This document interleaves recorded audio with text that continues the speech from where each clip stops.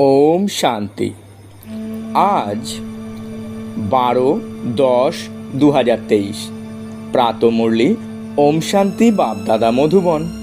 बाबा बोलছেন, মিষ্টি বাচ্চারা, শ্রীমত অনুসারে চলো, তাহলে তোমাদের সব ভান্ডার ভরপুর হয়ে যাবে, তোমাদের ভাগ্য উন্নত হয়ে যাবে। প্রশ্ন, এই কলিযুগে কোন জিনিসের দেউলিয়া হয়ে গেছে? দেউলিয়া হওয়াতে এগুলির কি গতি হয়েছে? উত্তরে বাবা খুব সুন্দর করে আমাদের সকল বাচ্চাদের বোঝাচ্ছেন। বাবা বলছেন, কলিযুগে পবিত্রতা, সুখ ও শান্তির দেউলিয়া হয়ে গেছে। তাই ভারত সুখধাম থেকে দুঃখধাম, হিরে থেকে কড়িতে পরিণত হয়েছে। এই সম্পূর্ণ খেলাটি ভারতকে নিয়ে। খেলার আদি মধ্য অন্তের জ্ঞান এখন বাবা তোমাদেরকে শোনাচ্ছেন। ভাগ্যশালী, সৌভাগ্যশালী বাচ্চারাই এই জ্ঞানকে ভালোভাবে বুঝতে পারবে। গীত, ভোলানাথের চেয়ে অনুপম আর কেউ নেই। ওম শান্তি। ভগবান উবাচ, কোন ভগবান? ভোলানাথ শিব ভগবান উবাচ। বাবা বোঝান, টিচারের কাজও হলো বোঝানো, সদ্গুরুর কাজও হলো বোঝানো। শিব বাবাকেই সত্য পিতা ভোলানাথ বলা হয়। শঙ্করকে ভোলা বলা হবে না।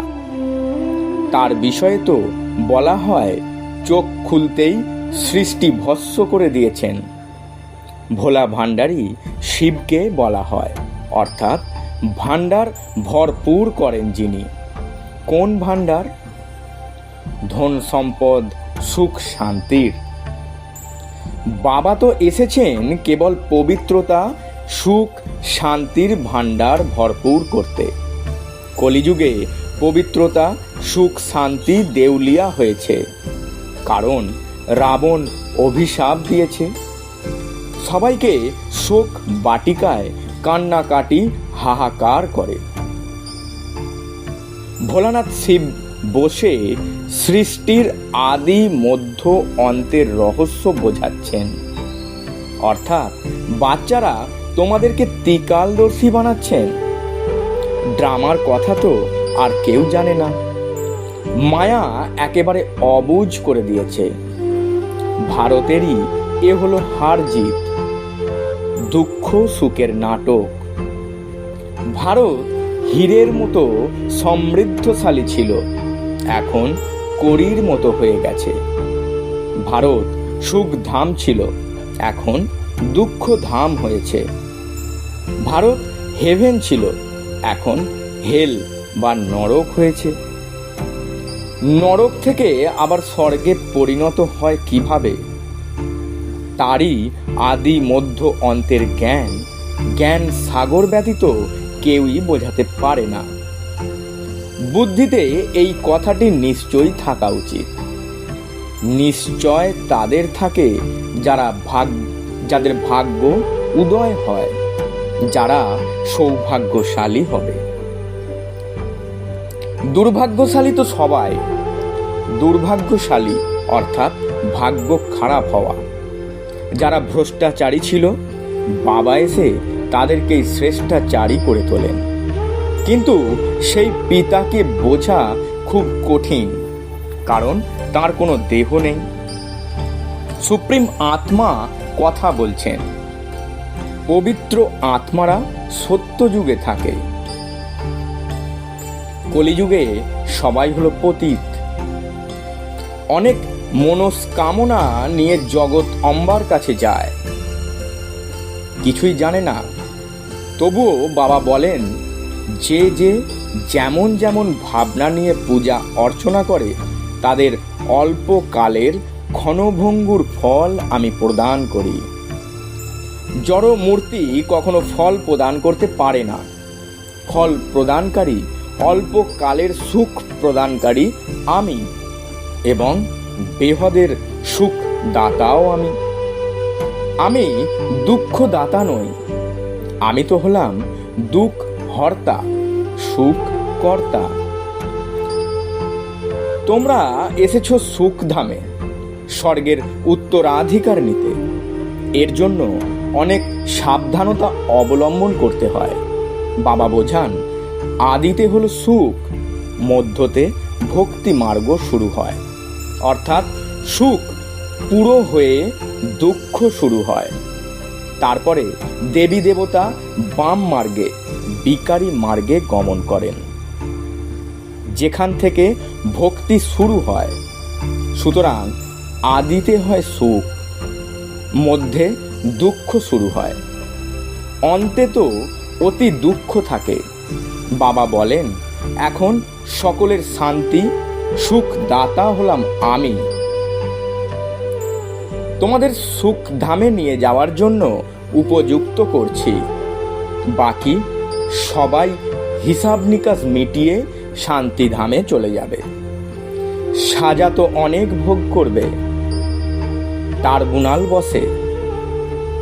বাবা বোঝান, কাশিতে নিজেকে বলিদান করা হতো। কাশী কলবটের কথা বলা হয়, তাই না? এবারে কাশীতে আছে শিবের মন্দির। সেখানে ভক্তি মার্গে ভক্তরা শিব বাবার শরণে থাকে। তারা বলে, ব্যাস এবারে আপনার কাছে ফিরব। চোখের জল ফেলে শিবের কাছে বলি চড়ে, তো অল্প কাল ক্ষণভঙ্গুর অল্প মাত্রায় ফল প্রাপ্ত করে। এখানে তোমরা আত্মাহুতি দাও, অর্থাৎ জীবিত অবস্থায় শিব বাবার আপন হও 21 জন্মের অবিনাশী উত্তরাধিকার প্রাপ্তির জন্য। জীবঘাত বা আত্মঘাতী হওয়ার ব্যাপারই নেই। জীবিত থেকেই বাবা আমি তোমার হলাম। তারা তো শিবের উদ্দেশ্যে বলিদান দেয়, মরে যায়, ভাবে আমরা শিব বাবার আপন হয়ে যাই, কিন্তু তা তো হয় না। এখানে তো জীবিত অবস্থায় বাবার আপন হয়। বাবার কোলে এসে বাবার শ্রীমত অনুযায়ী চলতে হবে, তবেই শ্রেষ্ঠ দেবতা রূপে পরিণত হতে পারবে। তোমরা এখন পরিণত হচ্ছ। কল্পকল্প তোমরা এই পুরুষার্থ করছো। এইসব কোনো নূতন কথা নয়। দুনিয়া পুরানো হয়ে গেছে, তাহলে নিশ্চয়ই নূতন দুনিয়া চাই, তাই না? ভারত নূতন সুখধাম ছিল, এখন পুরানো দুঃখধাম হয়ে গেছে। মানুষ এতই পাথর বুদ্ধি সম্পন্ন হয়ে গেছে যে এ কথাটিও বুঝতে পারছে না যে সৃষ্টি হলো একটাই। সৃষ্টি শুধু নূতন ও পুরানো হয়। মায়া বুদ্ধিতে তালা লাগিয়ে একেবারে তুচ্ছ বুদ্ধির করে দিয়েছে। তার জন্যই তো অকুপেশন না জেনেই দেবতাদের পূজা অর্চনা করতে থাকে। একেই বলে অন্ধবিশ্বাস। দেবীদের পূজায় কোটি কোটি টাকা খরচা করে, তাদের পূজা করে ভোজন করিয়ে সমুদ্রে ভাসিয়ে দেয়। তো পুতুলের পূজা হলো কি না? এতে কি লাভ? কত ধুমধাম করে আয়োজন করা হয়, খরচ করা হয়। 1 সপ্তাহ পরে যেমন শ্মশানে কবর দেওয়া হয়, ঠিক সেই রকম সমুদ্রের বুকে ডুবিয়ে দেওয়া হয়। ভগবানুবাচু, এ হলো আসুরিক সম্প্রদায়ের রাজত্ব। আমি তোমাদের দৈবী সম্প্রদায়ের বানাই। কারো বিশ্বাস হওয়া সহজ নয়, কারণ বাবাকে সাকারে দেখা যায় না। আগা খাঁ সাকারে ছিলেন, তাই ওনার অনেক ফলোয়ার্স ছিল। ওনাকে সোনা হিরে দিয়ে ওজন করা হতো। এতখানি মহিমা বাদশাহেরও হয় না। অতএব বাবা বোঝান, একেই অন্ধ শ্রদ্ধা বলা হয়, কারণ স্থায়ী সুখ তো নেই, তাই না? অনেক খারাপ লোক থাকে, বড় লোকের দ্বারা বড় পাপ হয়। বাবা বলেন, আমি হলাম গরিব নিবাজ, অর্থাৎ দিনের নাথ। গরিবের দ্বারা এত পাপ হবে না। এই সময় সবাই হলো পাপ আত্মা। এখন তোমরা বেহদের বাবাকে পেয়েছ, তবুও ক্ষণে ক্ষণে তাকে ভুলে যাও। আরে তোমরা হলে আত্মা, তাই না? আত্মাকে কেউ কখনো দেখেনি, জানে আত্মা স্টার সম, দুই ভ্রু যুগলের মাঝখানে থাকে। যখন আত্মা বেরিয়ে যায় তখন শরীর শেষ হয়ে যায়। আত্মা হলো স্টারের মতো। তো নিশ্চয়ই আত্মার পিতা অর্থাৎ আমাদের পিতা আমাদের মতোই হবেন, কিন্তু তিনি হলেন সুখের সাগর, শান্তির সাগর। নিরাকার সম্পদের উত্তরাধিকার প্রদান করবেন কিভাবে? নিশ্চয়ই ভ্রুকুটির মধ্যিখানে এসে বসবেন। আত্মা এখন জ্ঞান ধারণ করে দুর্গতি থেকে সদ্গতিতে যায়। এখন যে করবে সেই পাবে। বাবাকে স্মরণ না করলে উত্তরাধিকারও পাবে না। কাউকে নিজ সম উত্তরাধিকার প্রাপ্তির যোগ্য করে না তুললে ধরে নেওয়া হবে পাই পয়সার পদ পাবে। ভ্রষ্টাচারী ও শ্রেষ্টাচারী কাকে বলা হয়? এই কথা বাবা বসে বোঝান। ভারতেই শ্রেষ্টাচারী দেবতারা ছিলেন। গাওনো করে হেভেনলি গডফাদার, কিন্তু জানে না যে হেভেনলি গডফাদার কবে এসে সৃষ্টিকে হেভেন করেন। তোমরা জানো, শুধু পুরোপুরি পুরুষার্থ করছো না, সবই ড্রামানুসারে হবে, যার ভাগ্যে যতটুকু আছে। বাবাকে যদি কেউ জিজ্ঞাসা করে তো বাবা চট করে বলে দিতে পারেন যে এই আচার আচরণের দ্বারা। যদি তোমাদের শরীর ত্যাগ হয় তো অমুক পদ প্রাপ্ত করবে, কিন্তু জিজ্ঞাসা করার সাহস কারণে। যারা ভালো পুরুষার্থ করে তারা বুঝতে পারে আমরা কতজনের অন্ধের লাঠি হয়েছি, অর্থাৎ কতজনকে পথ বলে দিয়েছি। বাবাও বুঝতে পারেন এই আত্মা ভালো পদ প্রাপ্ত করবে। এই বাচ্চা কিছুই সার্ভিস করে না, তাই সেখানে দাস দাসী পদ পাবে। সাফাইয়ের কর্মে নিযুক্ত, কৃষ্ণের লালন পালনে নিযুক্ত, মহারানীর সিঙ্গারে নিযুক্ত দাস দাসীরাও তো হয়, তাই না? তারা হলেন পবিত্র রাজা, এরা হলো পতিত রাজা। পতিত রাজারা পবিত্র রাজাদের মন্দির বানিয়ে তাদের পূজা করে, যদিও জানে না কিছুই। বিড়লা মন্দির কত বিশাল, লক্ষ্মী নারায়ণের কত মন্দির বানায়, কিন্তু জানে না যে লক্ষ্মী নারায়ণ কে। তাতে তাদের কতটুকু লাভ হয়েছে? অল্পকালের সুখ। জগদম্বার কাছে যায়, এ কথা তো জানে না যে জগৎ অম্বার লক্ষ্মী রূপ ধারণ হয়। এই সময় তোমরা জগৎ অম্বার কাছ থেকে সব মনস্কামনা পূর্ণ করছো, বিশ্বের রাজত্ব নিচ্ছ। জগদম্বা তোমাদের পড়াচ্ছেন, তিনি লক্ষ্মী হবেন, যার কাছে বছর বছর ভিক্ষা চাওয়া হয়। কতটা তফাৎ আছে! লক্ষ্মীর কাছে প্রতি বছর টাকা পয়সার ভিক্ষা চাওয়া হয়। লক্ষ্মীকে এমন বলা হয় না সন্তান চাই বা সুস্বাস্থ্য চাই, না, লক্ষ্মীর কাছে শুধু ধন চাওয়া হয়। নামই হলো লক্ষ্মী পূজা।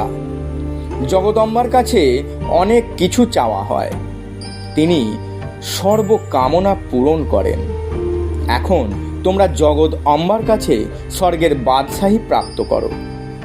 লক্ষ্মীর কাছে প্রতি বছর ধন সম্পদ রূপী ফল প্রাপ্ত হয়, তবে তো প্রতি বছর পূজা করে, ভাবে ধনদেবী ধন দেবেন, সেই ধন দিয়ে পাপ কর্ম করে, ধন প্রাপ্তির জন্যেও পাপ ক্রয় করে। এখন বাচ্চারা, তোমরা অবিনাশী জ্ঞান রত্ন প্রাপ্ত করে থাকো, যার দ্বারা তোমরা সম্পদশালী হয়ে যাবে।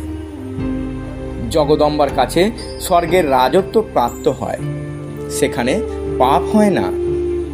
কত কিছু বোঝার বিষয় রয়েছে।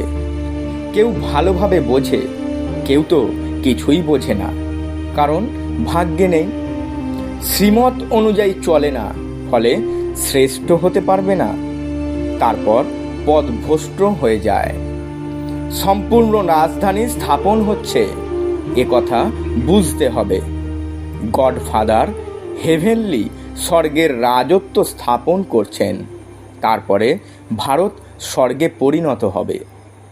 একেই বলা হয় কল্যাণকারী যুগ। এ হলো বড় জোর 100 বছরের যুগ। অন্য সব যুগ হলো 1250 বছরের। আজমির শহরে বৈকুণ্ঠের মডেল দেখানো হয়, দেখানো হয়েছে স্বর্গ কেমন হয়। স্বর্গ তো নিশ্চয়ই এখানেই হবে, তাই না? একটুও যদি শুনে নেয় তাহলে স্বর্গে আসবে, কিন্তু পড়া না করলে হবে বনবাসী। প্রজাও তো নম্বর অনুসারে হয়, তাই না? কিন্তু সেখানে গরিব ধনী সবারই সুখ থাকে। এখানে তো আছে শুধুই দুঃখ। ভারত সত্যযুগে সুখধাম ছিল, কলিযুগে হয়েছে দুঃখধাম। এই ওয়ার্ল্ডের হিস্ট্রি জিওগ্রাফি রিপিট হবে। গড হলেন এক, ওয়ার্ল্ডও একটি। নূতন ওয়ার্ল্ডে প্রথমে হলো ভারত। এখন ভারত পুরানো হয়েছে, পুনরায় নূতন হতে হবে।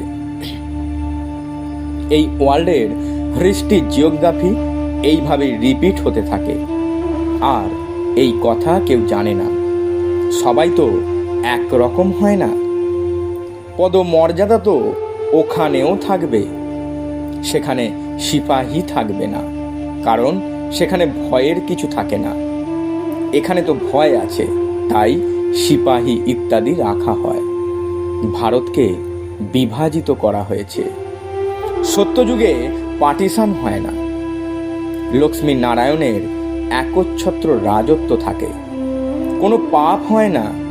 এখন বাবা বলেন, বাচ্চারা আমার কাছ থেকে সদা সুখের উত্তরাধিকার নাও, আমার মতানুযায়ী চলো। সদ্গতির মার্গ একমাত্র বাবাই দেখান। এ হলো শিব শক্তি সেনা, যারা ভারতকে স্বর্গে পরিণত করে। তারা তন মন ধন সব সেবায় নিয়োজিত করে। বাপুজি মানে গান্ধীজি খ্রিস্টানদের তাড়িয়েছিলেন, সেসবও ড্রামা ছিল, কিন্তু তাতে সুখ প্রাপ্ত হয়নি। এটা পাবে, সেটা হবে, প্রাপ্ত হতে হবে শুধুমাত্র বাবার কাছ থেকেই। বাকি সব তো শেষ হয়ে যাবে। বলা হয় বার্থ কন্ট্রোল করো, তার জন্য কত বুদ্ধি খাটানো হয়, কিন্তু তাতে লাভ কিছুই হয় না। এখন যদি একটু ছোটখাটো যুদ্ধ শুরু হয়ে যায় তাহলে আকাল পড়ে যাবে, একে অপরের সাথে মারামারি লেগে যাবে। আচ্ছা, মিষ্টি মিষ্টি হারানিদি বাচ্চাদের প্রতি মাতা পিতা বাপদাদার স্মরণে স্নেহ সুমনার সুপ্রভাত। আত্মাদের পিতা তার আত্মারূপী বাচ্চাদেরকে জানাচ্ছেন নমস্কার। আমরা আত্মারূপী বাচ্চারা আমাদের আত্মারূপী মাতা পিতা বাপদাদাকে জানাই স্মরণে স্নেহ সুমনার সুপ্রভাত এবং শত কোটি নমস্কার। ধারণার জন্য মুখ্য সার। প্রথম পয়েন্ট, জীবিত অবস্থায় বাবার কাছে বলি চড়তে হবে, অর্থাৎ বাবার আপন হয়ে বাবার শ্রীমত অনুযায়ী চলতে হবে, নিজ সম বানানোর সেবা করতে হবে। দ্বিতীয় পয়েন্ট, অবিনাশী জ্ঞান রত্নের দান করে জগৎ অম্বা সম সকলের মনস্কামনা পূরণকারী হতে হবে। বরদান, সেবাতে সদা সহযোগী হয়ে সহজ যোগের বরদান প্রাপ্তকারী বিশেষত্ব সম্পন্ন ভব। ব্যাখ্যায় বাবা বলছেন, ব্রাহ্মণ জীবন হল বিশেষত্ব সম্পন্ন জীবন। ব্রাহ্মণ হওয়া অর্থাৎ সহযোগী ভবর বরদান প্রাপ্ত করা, এটাই হলো এই জন্মের সব থেকে প্রথম বরদান।